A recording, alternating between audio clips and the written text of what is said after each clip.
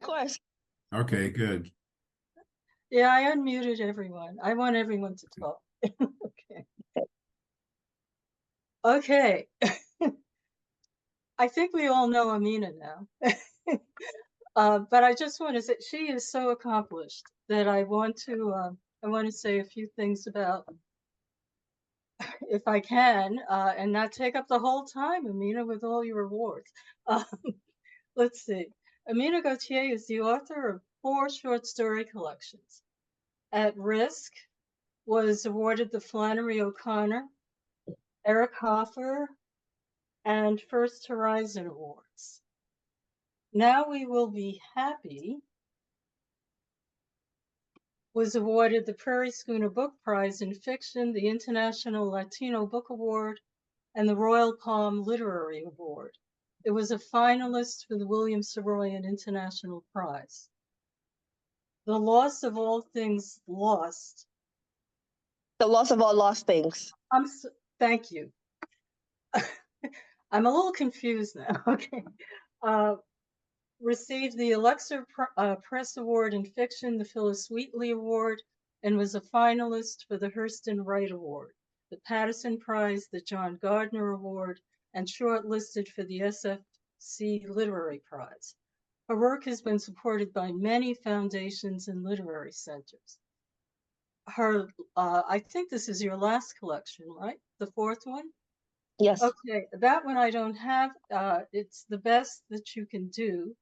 And it recently won the Soft Skull Convilio Publishing Prize. Very recently. She has, I don't know how many short stories. I know that it's more than 150. Okay, 150 short stories have been published in top literary journals. For her body of work, Amina has received the Blackwell Prize, the Chicago Public Library Foundation's 21st Century Award, and the Penn Malamud Award for Excellence in the Short Story. She is Associate Professor of English at the University of Miami, where she is the Gamelli Senior Scholar. Amina. Yeah, what do we say after that? Thank you. No, I'm not actually you. a full It's the rest. professor now. What is that? I'm actually a full professor now. Congratulations. Thank you. That's a big accomplishment. So, okay, thank you. I just want to apologize for all the computer electronic kerfuffle. So I'm sorry that I'm starting late, Sharyn. No, that's okay. We can go over a little bit. Okay. Okay. So Sharyn doesn't have the book yet because it just came out last week. It was published on January 16th. And I'm just going to read maybe 2 or 3 paragraphs from A Whole New World, which is the story that is in the What's Next collection, and just talk for 2 or 3 minutes about what I'm thinking about, and then enjoy the rest of the time talking with you all. So, A Whole New World. No one is going to miss you. After 4 years of teaching in the English department at Deschantel, a Catholic university on the north side of Chicago, you're leaving the Midwest for a major research institution in South Florida. For the past 3 months, you've kept this news to yourself, keeping your lips sealed as you waited for the contract to be negotiated, the paperwork to be processed, your fall courses to be scheduled, and the whole thing to become official. You wait until the last day of finals at the end of the spring quarter. With teaching done and nothing but grades to turn in, your almost former fellow faculty gather to shake off the school year. You attend the end of the year party to deliver the news and say your goodbyes in person. The party's in full swing when you arrive. The conference room isn't big enough for all of the department's tenure-track faculty, admins, and adjuncts, so everyone attends in shifts, rotating in and out.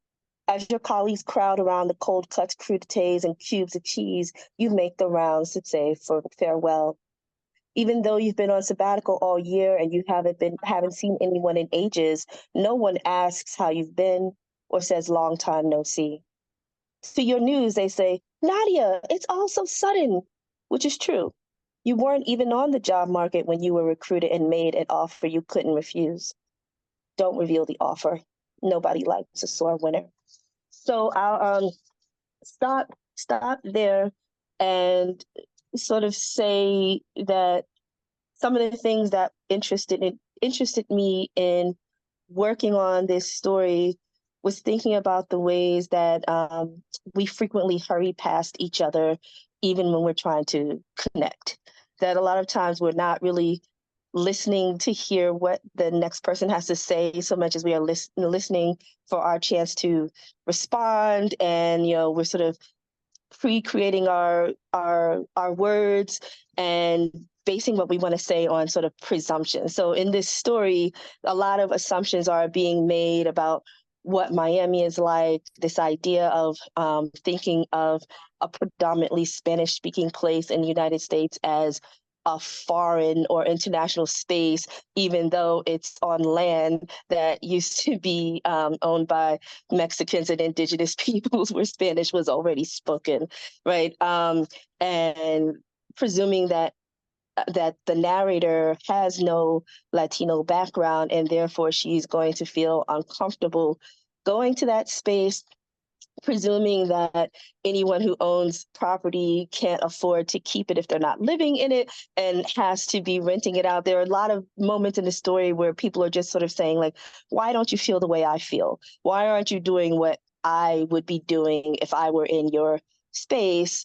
Rather than figuring out like how we're different and what interests us. So it's just a little tiny moment of exploring something that concerns me on a larger scale when I think about what's next. And obviously, I wrote this story several years ago, before this onslaught of technology, which makes me wonder more and more what will continue to happen when we stop engaging and we stop listening and we just continue to hurry past one another to get to the next thing, or we think that we can take a person in with a quick snapshot, that we can just talk to them for 2 or 3 minutes and presume we know like who they are, what they're about, what they want, and where they're going. So what I'm interested in when thinking about like what's next is, where can we find spaces to sort of slow down and engage when everything around us is encouraging us to be distracted. So those are my thoughts with how this particular story fits into what I'm thinking about currently. It seems that it's not only the distractions, but it's also those preconceived notions that we have about each other that feed into those distractions. Part of it is, when you were saying that, I was feeling too, part of it is that the narrator or the you character is also cut off, is also not part of the conversation, because I just wonder if her colleagues would have known more about her if she had said something. Do you see what I mean? So is this on all sides? Do we all have some responsibility to open up? Do you see what I'm getting at? No, you mean that if in the 4 years of her working there, she told them she was Latino? No, it seems she doesn't have any friends at all. She's very isolated in a world where she has no interaction with the people that are her so-called colleagues. And you don't have a feeling that she even has one person or friend that she lives in a sort of like box, it seems, from the way she talks. Right. And I think that sabbatical can do that to you. You take a year off to sort of like isolate and be on fellowship, which is why I think it's interesting that they haven't seen her in a year because she's been on sabbatical, and they don't ask her anything so much as they just want to know what she's going to do with her property. Right. Mm-hmm. Like if she's been away for a year and she shows up at the party, like that would be an opportunity to sort of ask, like, hey, how was your sabbatical? How was your research going? And they're like, so you going to sell this property or not? Chuck? Yeah, I really like this story. I mean, I think it's You very have great effective. taste. Hmm? You have great Excuse me? taste. I couldn't hear you, Stephanie. Not me. She said you have great taste. Oh, I see. Okay, great. I just have a craft question, and we both have stories in Sharyn's anthology, and they're both second person. And I'm just curious about why you chose second person as opposed to first, or even third. In terms of craft, in terms of the experience of the reader, what would you say are the advantages of second person, which is not used all that often? I've written maybe 5 stories, but you don't see it come up often. Yeah, this is great. Second person is a point of view that is near and dear to my heart.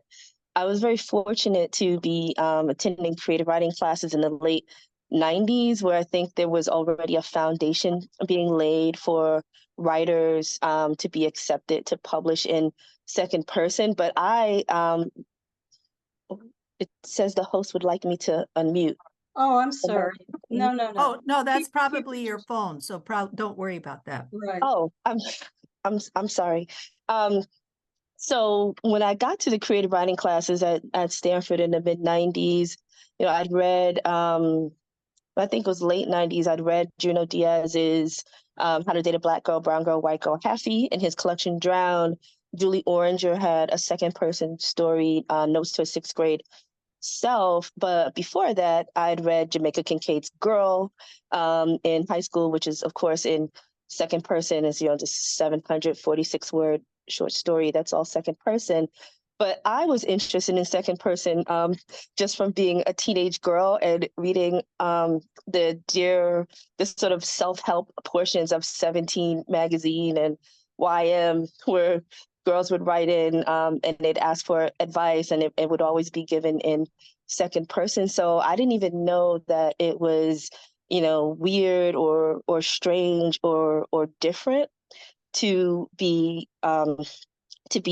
attempting that point of view. It felt natural to me. I actually tried to draft. I wrote the first draft of a novel that it's not anywhere in print in second person, and they told me I couldn't do that. But for me, one of the things I'm interested in with second person is I like to use it when the character is speaking to themselves or their consciousness, and it feels really natural to me, like those moments where you're going through your day and you're like, why didn't I say that? Or, someone says something to you and you answer in a maybe polite, diplomatic way, but you're thinking something else and you're having a different, dialogue or conversation with your subconscious. And I think there are a lot of pitfalls and concerns around second person when people just sort of use it and think it's like easily exchangeable with first or third. First person, I think, sometimes gives writers the opportunity to over explain, right? To say every single thing that the first person character is thinking, which can sometimes lead to a lack of tension and conflict. If you can explain everything, or you can wipe away the explanation with, I don't know how I knew that. I just knew it. It was instinct. My spidey senses were tingling.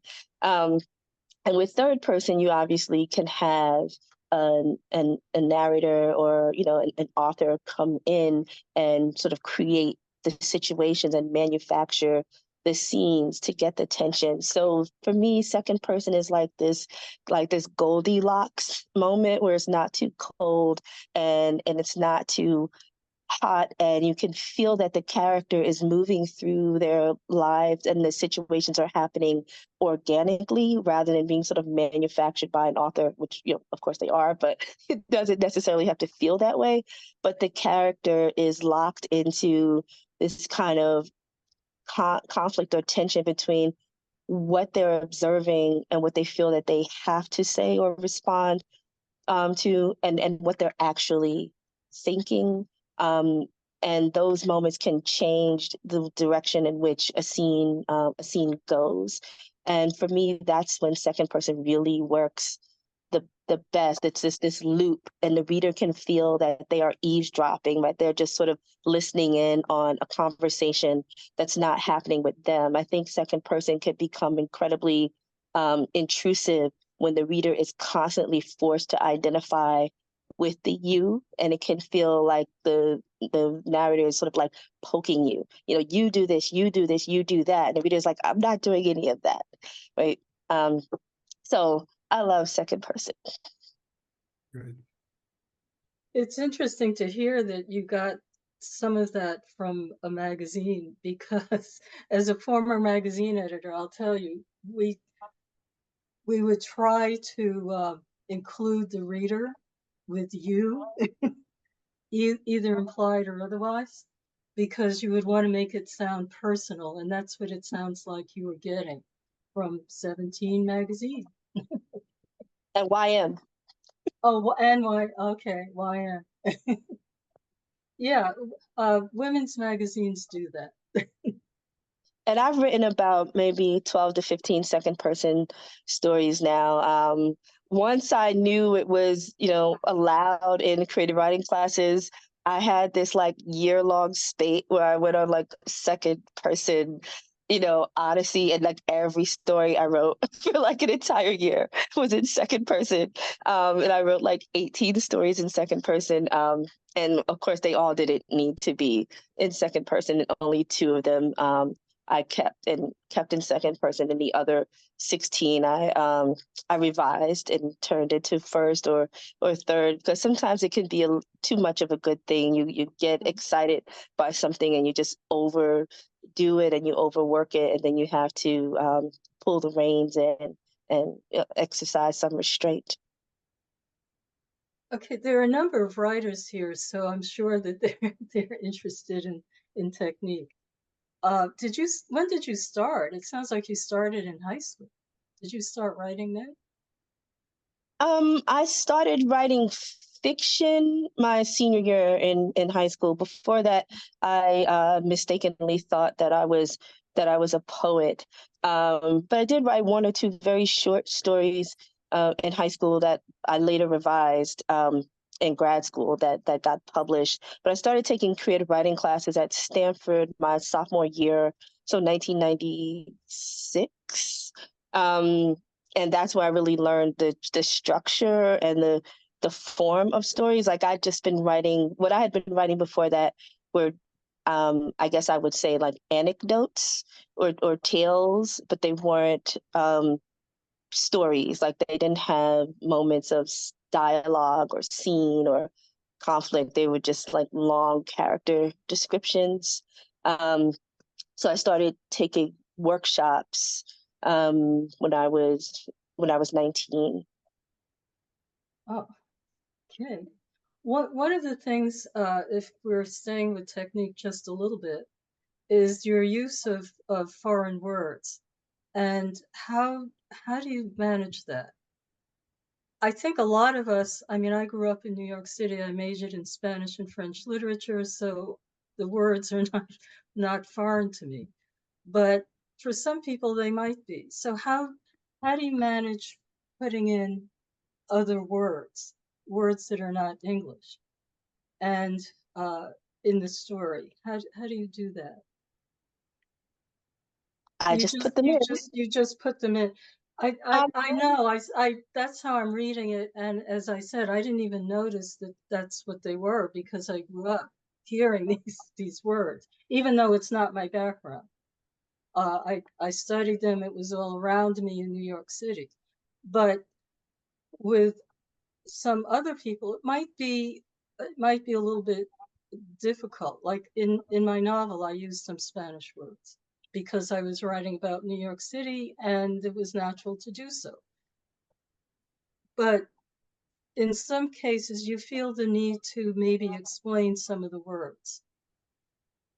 Well, I think that is a choice that every writer will have to make on their own. And I think it's a choice that you can make for a certain book or a certain work and change your mind about later with another book and another work. So earlier in my writing, if I used Spanish words, I believe that I was encouraged to italicize them by editors, and I'm pretty sure like I went along with that because I had not developed any sort of artistic feeling about that yet.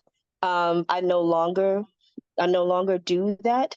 I think that there are plenty of words in English that readers will come across in stories and may not understand if they come from a different class background.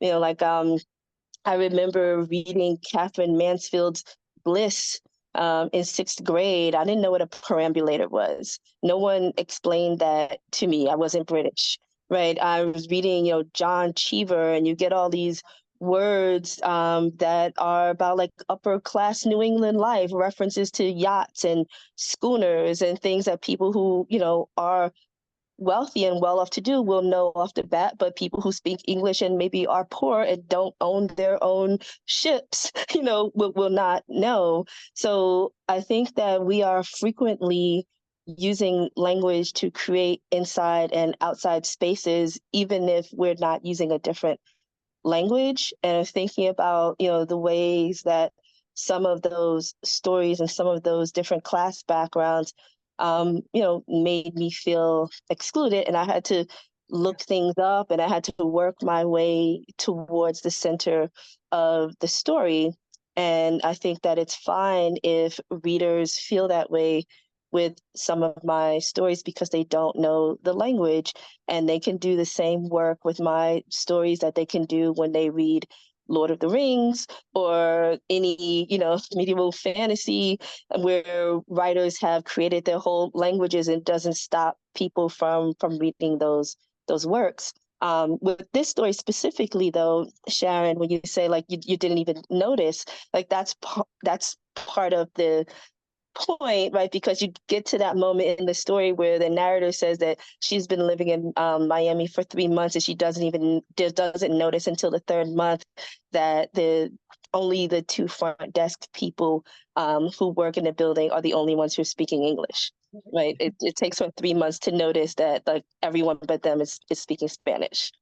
Right, and also in the story you have most of the words in the context of food, so it's pretty easy to figure out, okay, it's some kind of food, even if you don't know what it is. Yeah.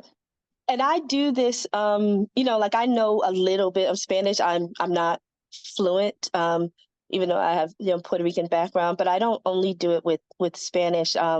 There are stories where I've included words from Kiswahili.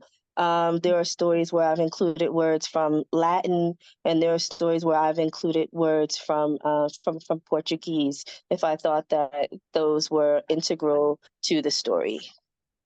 Okay, I see Meredith has a hand up.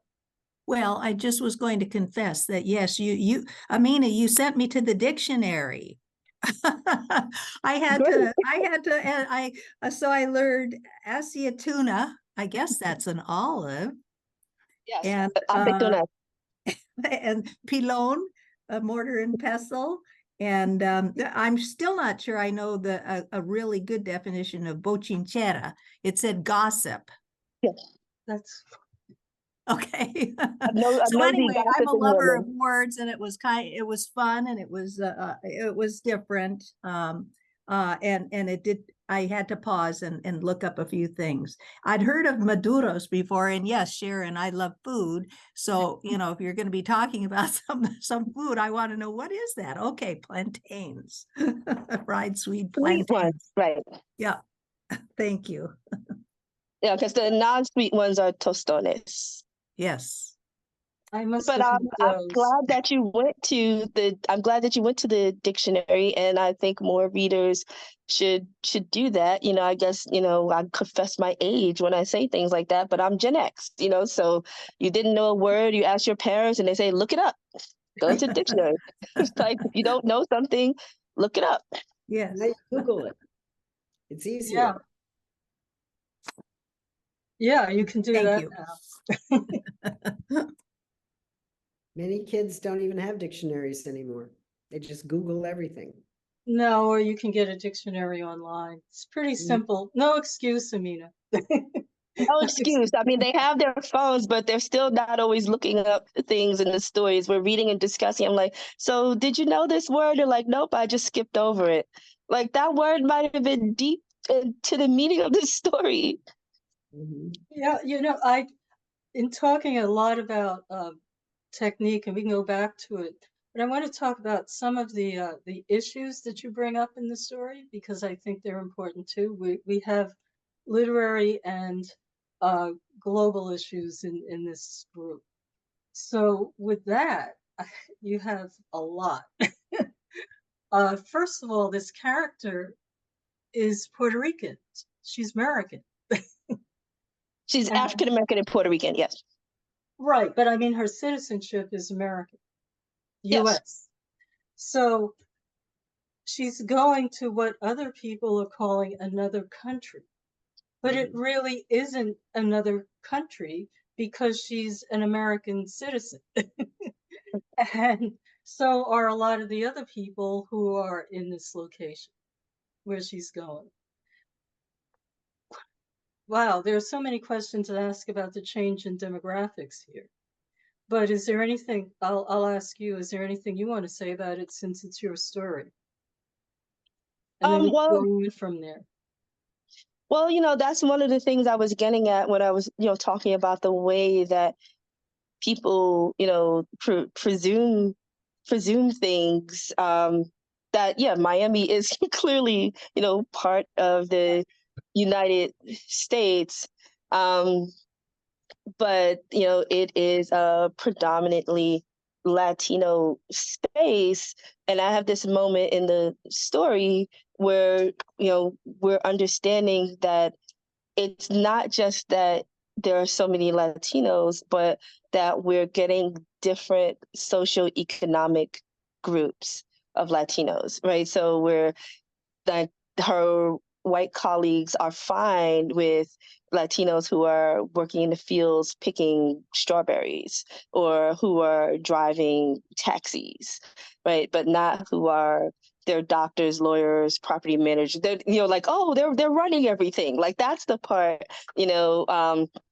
that makes them feel like it's a different space, right? That it's this different world. So there is a presumption, right, that all Latinos are immigrants, which of course is not true since, Puerto Ricans are born as US citizens, right? So there's a presumption that all Latinos are immigrants and that because they are immigrants, that their entry into the United States must be a difficult one, and that they must be here to increase their economic prospects, right? Where you've got plenty of people in Miami who are, sort of rich and wealthy in Venezuela, Argentina, or Colombia, and Peru, and they just like decided to buy a couple of condos, in Brickell to sort of like rent out and hang out in. That not all Latinos are struggling, right? So there are all these sort of layers of presumption that, come into that one line of dialogue. Oh, it's so different. It's a whole new world. Right. That's The assumption is that she'll be uncomfortable with it as well. Sorry. No, I was looking at that. There's another one. Prepare yourself. It's nothing like here. It's the United States. Right. But Okay. Kansas is nothing like here either. It's not just unique to Florida. I mean, some people, we're out here in the Pacific Northwest, and for us, I would have trouble with Oklahoma, maybe. I would have the same thing saying to myself that it's not what we're used to. And so I think it's more than just the language aspect. It's a lot of other things. It's values, it's assumptions about values as well. Right. Well, yeah, I think there are a lot of assumptions here. One thing a little thing that I noticed in the part that you read in the intro, she's in an English department at a university that appears to have a French name. And with that, I don't know, I think there's someone else here who might know better the history of Chicago, but I'll leave them alone about that. But at any rate, I think that there was a French influence in that region. And it's interesting to me that given the history of that region as being different, as being French oriented, how people, picking up on what Stephanie is saying, that each region is somewhat different in this country because of its history. So the history in the Southwest here and the history in Florida has the Spanish influence. So it goes without saying, this is the United States. This is what we are. This region, I think the Northwest, those of you who have been here longer than I have, it seems to have a Scandinavian influence. So, each region is somewhat different, and to pick out Miami as a different country because people are speaking Spanish there, it's odd to me. We had a television show, Almost Live, that was done here. And they used to do a sketch that was hysterically funny in the opening with clocks of times around the world, and they'd have a time for Ballard. And then Freedom is on its own time completely. So there are pockets of this city that are on their own cultural influences, just as you have in Chicago. You have a very large Irish population as well. And you have the South Side, you have all different pockets of ethnicities in Chicago as well, I think. So that's curious that she didn't interact with that cultural phenomena as well. Well, but I don't know. I mean, Amina, you can, she's in a college environment, and those of us who have taught at universities know that sometimes that creates its own little neighborhood, so to speak. You don't necessarily find yourself going outside of it to other places. New York is very much like that, Stephanie. You know that it's and that's where I grew up. That's fun. Yeah, I'm used to different neighborhoods for different people, and I'm also used to seeing different neighborhoods change. Like one ethnicity will move out, another one will come in. It's just in flux constantly. But getting back to Miami, and differences there, I think it's really important, Amina, that you brought up that we can't put in one category Latinos. I think that's very important because a lot of times that's part of the assumption. You say, oh, Latinos are this voting bloc. Latinos are, as you were saying, Stephanie, I understand. I'm exaggerating. Or Latinos are, as you said, Amina, picking strawberries or something. Those assumptions, how do we get rid of them? Because the you character or the person who's saying you, the character who's using that, to be honest, is very much like you. And have you found that there's the misconceptions towards you because of who you are? Well, yeah, like I said in the story, like it seems to depend on where I am. When I'm back home in New York, people just know I'm Black and something else, and presume it's Puerto Rican because a lot of Puerto Ricans in New York. When I'm in Chicago, like that's not there at all. Whenever I'm in Miami, I don't know what people think I am. Like maybe they think I'm Cuban or Dominican, and not necessarily Puerto Rican, but they speak Spanish to me right away. whenever I land in Puerto Rico and people read my my ID, they look at my last name, which I think to a lot of people looks French, but it's not. It's a Puerto Rican last name, and they go, "Oh, Gautier," and they just start speaking Spanish. So, you know, I think there are different ways where a place can work to contextualize you. I did want to just mention, we talked about like demographics, and demographics sort of changing, and you know that's another assumption like in the story, right? That Miami is becoming this Latino space, you know. So what the character or the narrator is sort of getting at is, she says that she's in the country beneath this country, you know, kind of like reminder to people, you know, like what, like who was in the US before the US was the US, right? That you had land that was inhabited by indigenous people and by Mexicans. So it shouldn't be strange that like Spanish is being spoken, since it was obviously being spoken here before English was. Yes. That's very important. Does anyone else have anything to say? Some of you have been quiet. Tamarah, I can't hear you. Are you? No. Oh, she can't unmute. Oh, there we go. I got it. Okay. No, this actually is perfect because you started the first line so hard. It just, you can't escape the first line. And I'm working on my own first lines. And so I'll just read this. And I'm like, oh, well, that's how you do it. Okay. But it's so direct. No one is going to miss you. And so memory is going to be the thread that I'm going through with this. And it's the memory of so many things.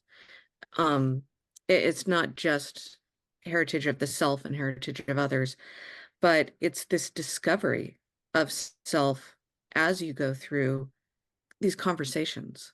And I thought that I might be wrong, and I'm totally okay with that because I could be. But it just feels so optimistic about the self, because in the end, you have the last word for who you are. And that is so important. But what I thought was the most powerful thing about this was in the very beginning, she was dismissed and she felt invisible. She was gone. No one asked. No one thought to ask. It was a lot of the small talk and dismissive conversations that, like, everything they said, I have heard before. And it's just demoralizing as a person. And when you're like, I thought that we were working together, I thought that we knew each other at least a little bit. And it's very frustrating. So it's like my husband, I'm a poet, and I thought when I was in college that I was a marine biologist, and I was wrong. Science did not work with me. And it was my advisor. They're like, I think that you really need to go with your strengths. And so they pushed me into poetry, and then I got into publishing. And I'm just so much happier now than trying to figure out the chemistry class, because that didn't work.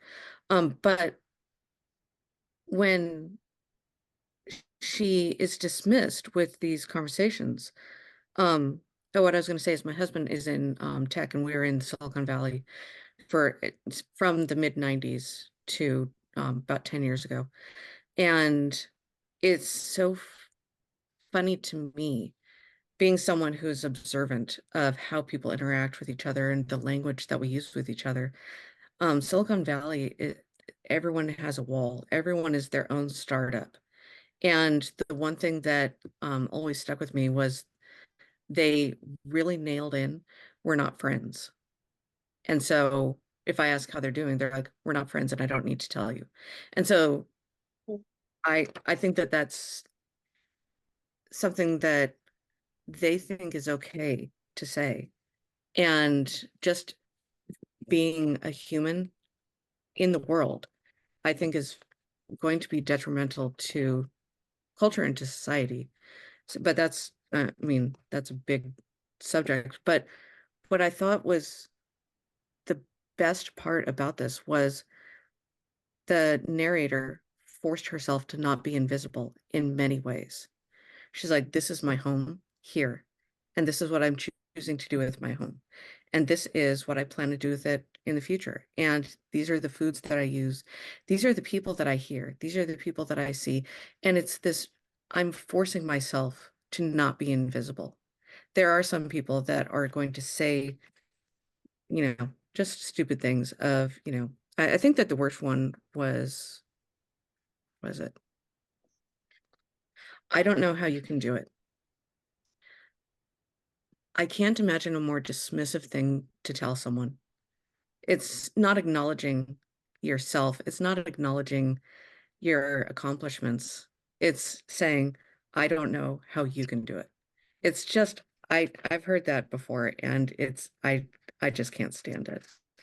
And so by the end, when you finish with, exactly where you are, you're combining all of these observations that you are also forcing to not be invisible.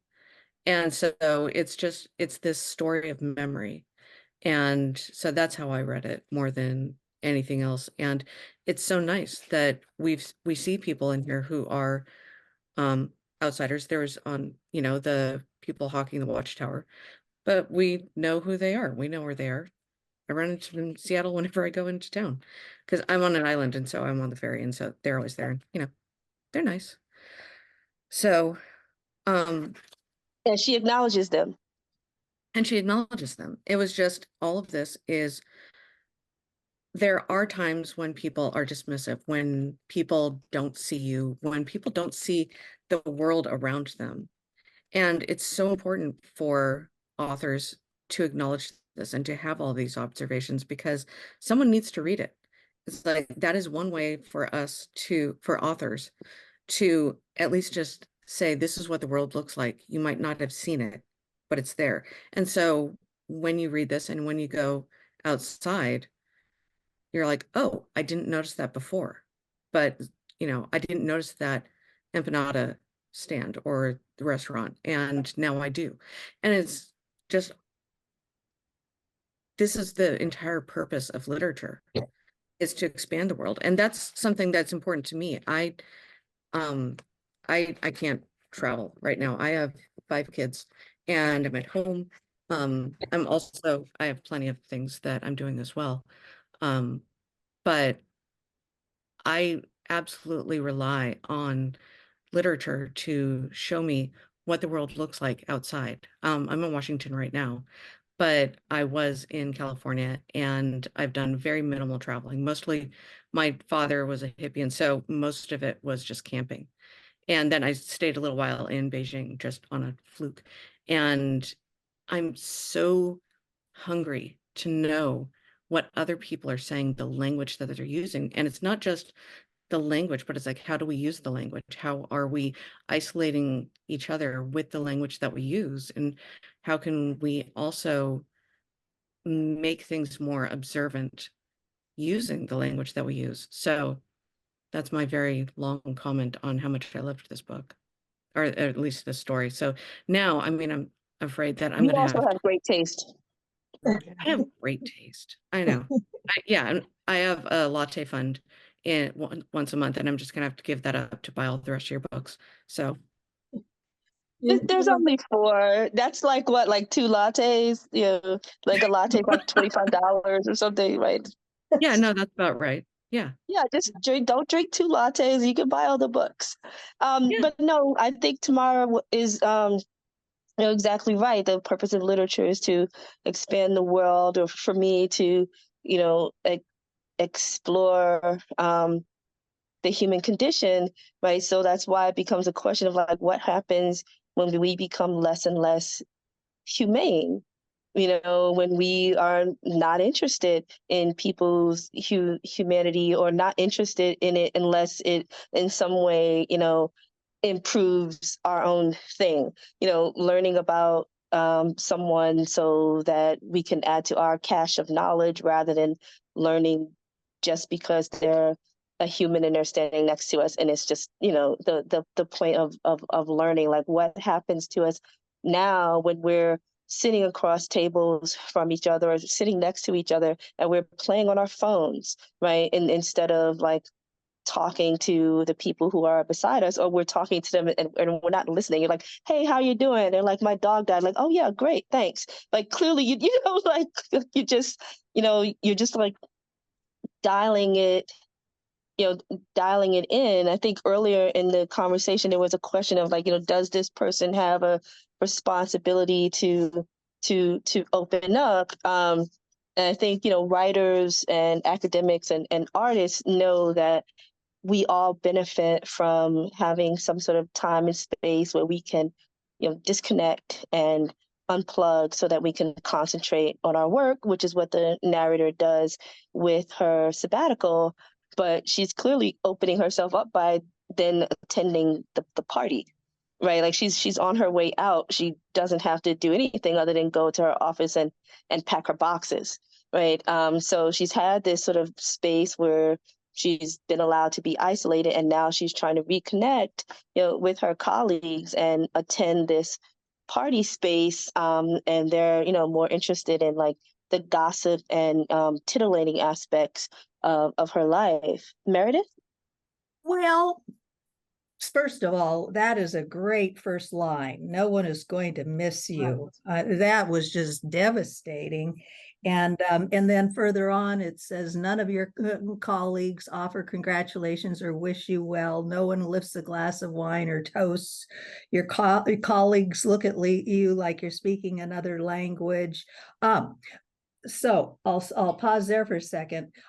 It doesn't feel like she is coming back from sabbatical and really wanting to engage with somebody. They're asking about, well, what are you going to do with your condo?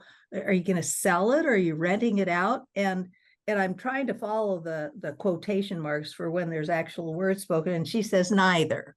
Now she doesn't, as far as I know, she doesn't embellish on it. And so then the next quotes come down. So you're going to leave? You're just going to leave your condo? They ask, unable to mask their accusatory confusion. And so she's not offering a lot of explanation. Doesn't feel like she's putting herself out there and really trying to have a conversation and About reconnect money, no. with these people. It feels she feels like she's isolated from them. She just wants to go through the motions, say her last goodbyes, deliver the news, say your goodbyes in person, and then she's on to something else. I guess that's one reading of it, but I think generally speaking, it's understood that it's kind of rude to ask people about like their money, like what they're going to do with their finances. Like if someone told me that they got a new job at another university, I think my first question would be, well, what are you going to teach there? Or what's your teaching load? What kind of students will you have? Questions that are actually about the new job and the new position, not you can afford to not rent out your condo. You have more money than I do. That's rude. I mean, the next question would be, how much do you weigh and how old you are? Right? Like there are the things that you don't ask people. Yeah. Good point. I take your point. Yeah. Stephanie? Yeah, hi. I was just wondering if approaching the story from another level, more of a theater background that I have, I can't find what the I wants are of this character, or even the faculty. I don't see what anyone cares about. It's clear that no, you're not going to be missed. Nobody cares is implied. And what does she in turn care about? Does she care about any of them or the people there? I think it's a two-way street, it seems. There seems to be a lack of connection and a lack of compassion, a lack of interest. Everybody's in their own little individual boxes, and there's no connection. If I were directing it, I wouldn't know. I couldn't tell anybody what the I wants are of the character or the faculty. I think it's more of her, because at the very beginning, although she's American, but she thinks that she's in foreign land.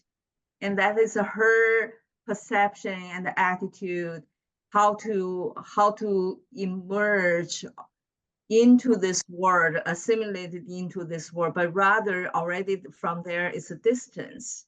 So when Tamarah said she makes herself invisible and then visible, probably that visibility and the invisibility is always limited to her own comfortable zone, her own home, her own food, her own language, her own cultural customs. So it really, yeah, the questions to ask is a two-way street or it's a one-way street. How she, what is a self-esteem and how she wants to be connected. So I think it's more of her than the world surrounding her. Well, also just in terms of moving to different places or living in places where it has a different culture. When I moved up from California, it seems like it's a lateral move between the Bay Area and Seattle. And I can absolutely tell you it is not. And it took me a full year to figure out how to not completely offend people in Washington. There are, accepted questions and accepted, like, how open are you? And so when I came up here, it was, you are too intense and you are too much. And so I had to figure out, like, either I go back to California or I dial myself down and I lower the timbre of my voice and I don't have as much energy. And that's what is expected of me here in order to survive in this culture. And that's what I see in the academic culture is there are going to be accepted and expected behaviors that she will have to adhere to in order to maintain a professional relationship with the people around her. And if the questions that they're asking is a reflection of what is expected in the relationships, then I read it very easily that they did not have a personal connection. They were not friends. They were colleagues, and then they went home. And so they were asking her questions that had nothing to do with her bearing as a person or her goals and her dreams, maybe. And so that's how I read it. It just seemed like that was a very cold academic professional relationship. But when she left, she was never inside. She was always outside. She was outside, and it was the public sphere after that, even more so. I mean, your business is a public sphere as well. But she was outside and she was in spaces of liminality like the lobby and doorways. And that allowed her the space to relax and to think, what else have I not seen? And allowing herself to be seen in those places. So that's the way that I read it. I think what Ava said, I think if I'm saying your name right, about like where is the foreign space, right? You have these characters who are assuming that Miami is the foreign space, but like Ava said, this university in Chicago is also a foreign space for her. It's not like she's in her hometown or something, right? Like academics go where the jobs are.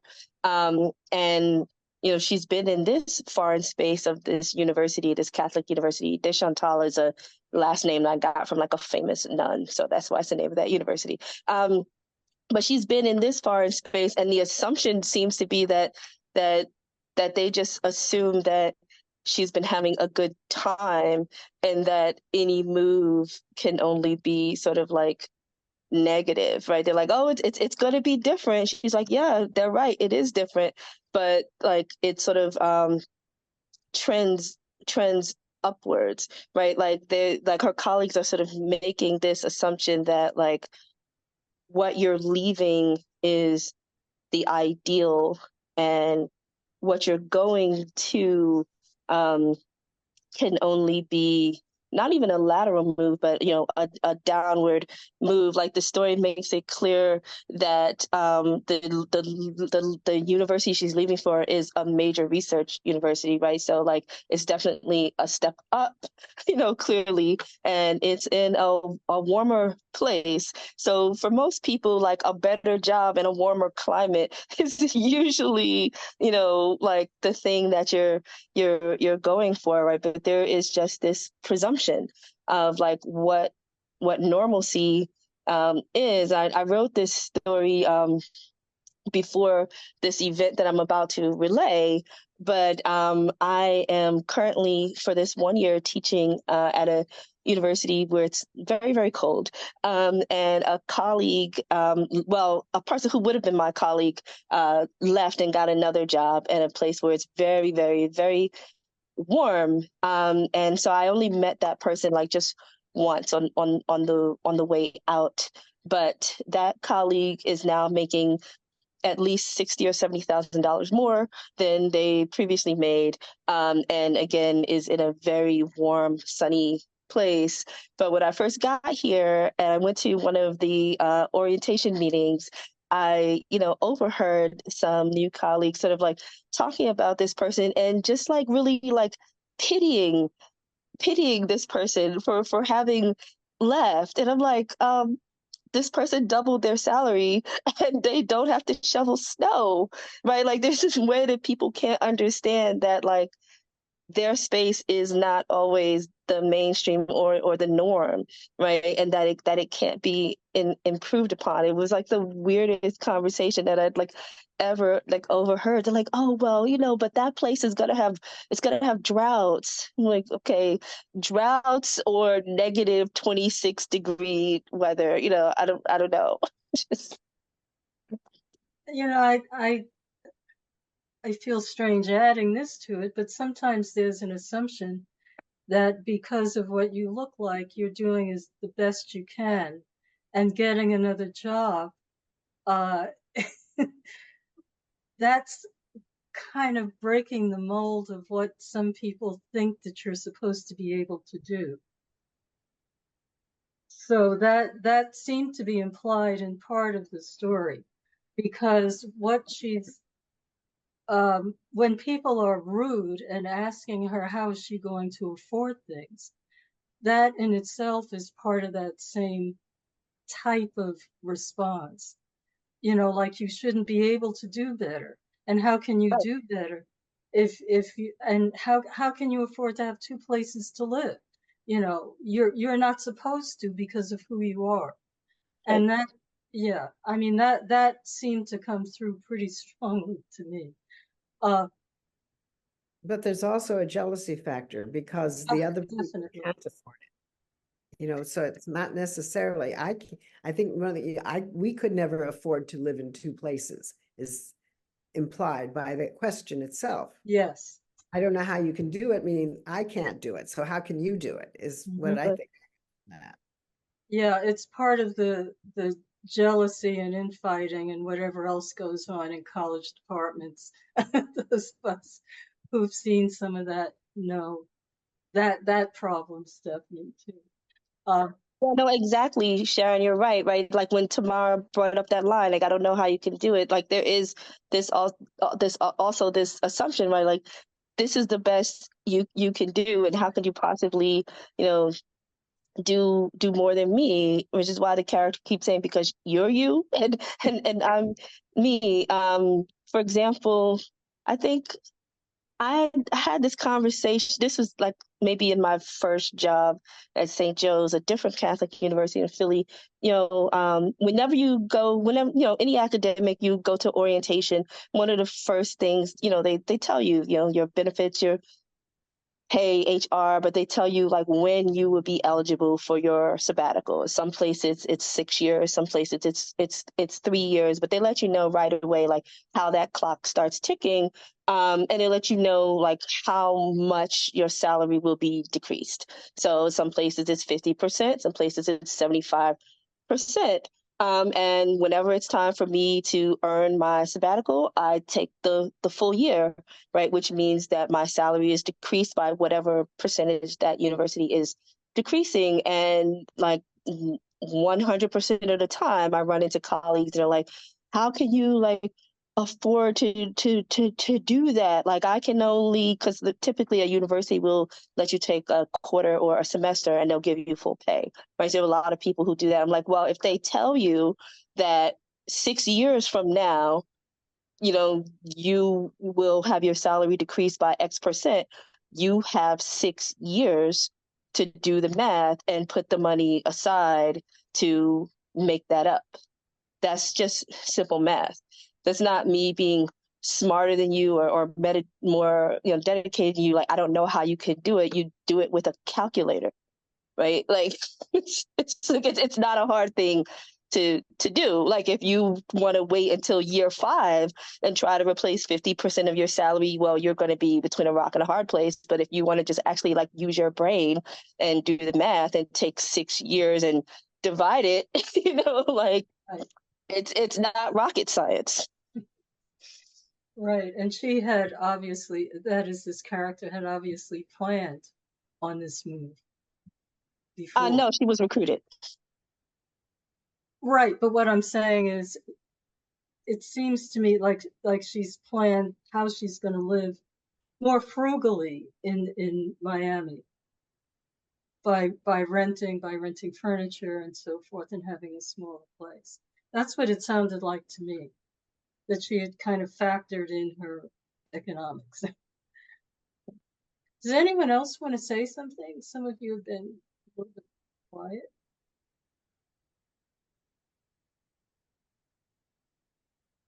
No? Okay. Do you want to say anything else about your story, Amina? Or anything about your work? I mean, there's a whole body of work that we haven't heard about. Gosh, now I'm just like, Sharyn just puts me on the spot. I don't need to put you on the spot. I'm trying to highlight what you've done. I would guess I would say that the new collection, the best that you can do, takes a lot of these questions, like who we assume people are and what they're capable of doing or what their limitations should be based on who we think they are, and explores them in shorter form. So the new collection is all very short fiction. It's 57 stories with no story longer than 2,500 words, and quite a few stories that are 500 words. The collection is arranged into 5 thematic groups. And I was on sabbatical during the beginning of the pandemic. I was supposed to be working on a collection that would be inspired by the story we just read. And I didn't have the ability to concentrate and focus on writing full-length stories, right? Like 3,500 to 6,000 word stories. So I just tried to figure out what I could do during that space, because it was, you know, very depressing 2 years. And I got my writing chops back by writing very short pieces and by watching a lot of reruns. I really enjoyed the TV that I grew up with. I thought the writing was very good. I like shows like Love Boat and Fantasy Island and Barney Miller. I know, don't laugh at me. You know, like Odd Couple still comes on twice a day in Chicago. I watch it. Taxi comes on at night. So watching all these shows and just like reminiscing, you know, thinking back to my childhood and thinking about a lot of nostalgia. So the best that I could do, if you guys have ever seen the movie Arthur with Dudley Moore, you know, it has that song, The Best That You Can Do.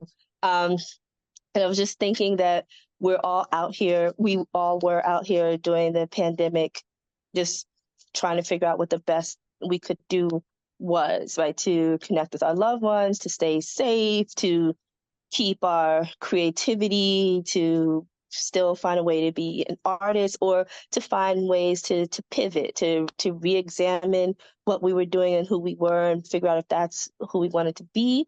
And so the stories are not set during the moment of the pandemic, they're set earlier, but they were inspired by, you know, figuring out what the best we can do, like what's the best we can do in limited circumstances. And so that is the collection that was just published last week.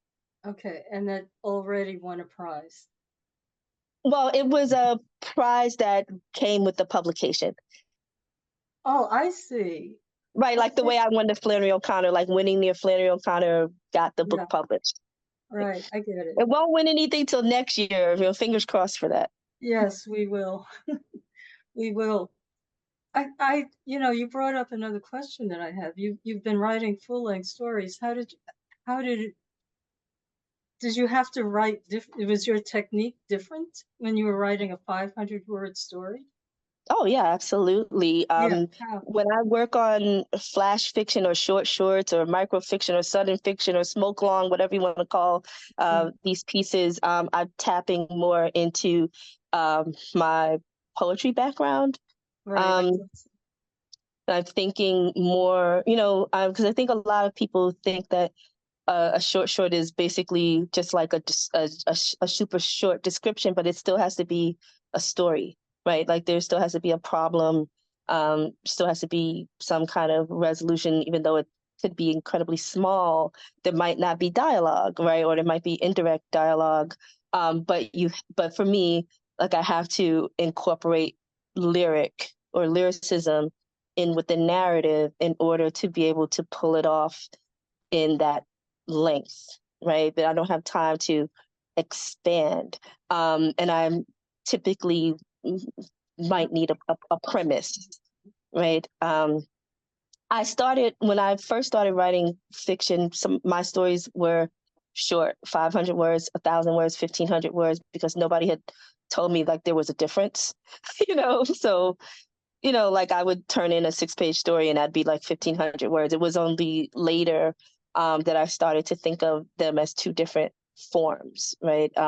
And I really enjoy writing very short fiction or flash fiction as a way to challenge myself, as a way to make sure that I'm being precise and concise, and as a way of making sure that I'm using language to its fullest extent.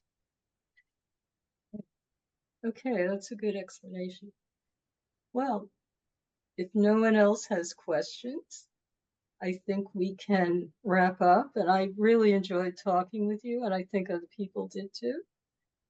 It's been a pleasure. I'm really sorry about the beginning. Oh, that was so much.